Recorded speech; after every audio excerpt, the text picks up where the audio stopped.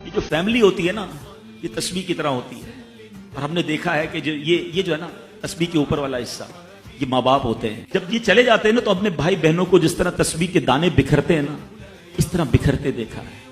جب تک ماں باپ ہیں پہلے تو ان کی برکتیں لینا، اور جب یہ چلے جائیں نا تو یہ دانے بکھرنے مت دینا، جوڑ کے رکھنا اپنی فیملی کو.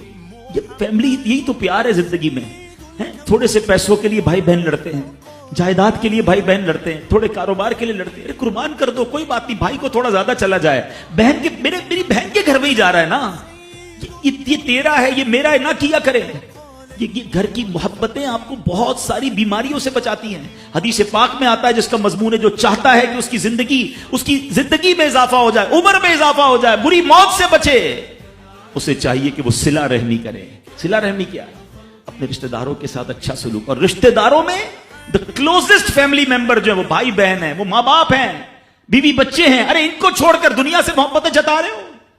نہیں میرے پیارے اسلامی بھائیوں. تو اپنی بچیوں کے ساتھ اور اپنی بہنوں کے ساتھ بالخصوص اچھا سلوک کرنا. خوش نصیب ہے وہ بھائی جو بہنوں کا مان ہے، خوش نصیب ہے وہ جو والد جو اپنی بچیوں کے ساتھ اچھا برتاؤ کرتا ہے. بہنوں کی دعائیں بھائی کو بہت اوپر لے جاتی ہیں. خوش نصیب ہے وہ بھائی. اچھا ہمارے ایک اور نظام پتہ ہے کیا ہے کہ جب تک ماں باپ کے ساتھ رہ رہے ہیں تو چلے بھائی بہنوں میں پیار ہے. اب بھائی بہنوں میں شادی ہو گئی، سب کی شادیاں ہو گئی اور ماں باپ چلے گئے، تو اب نارملی لوگ اپنی بہنوں کو اگنور کرتے ہیں. اب یار میں تو اپنی بیوی کو دیکھوں گا، اپنے بچوں کو دیکھوں گا، اپنی کمائی کو دیکھوں گا. نہیں، اب بھائی کا کام ہے کہ وہ والد کا کردار ادا کرے. بہنوں کو یہ احساس دلائے کہ تمہارے ماں باپ چلے گئے ہیں مگر تمہارے بھائی زندہ ہیں، ہر مشکل میں تمہارے بھائی تمہارے ساتھ کھڑے ہوں گے.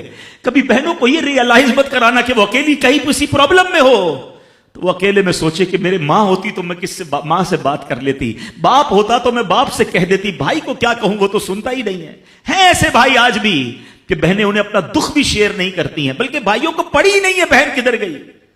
یہ مت کرنا. اگر تم اپنے ماں باپ کی روح خوش کرنا چاہتے ہو نا تو بھائی بہن جڑ کے رہو، بھائی بہنوں میں پیار رکھو. یہ پیسہ سب کچھ نہیں ہے.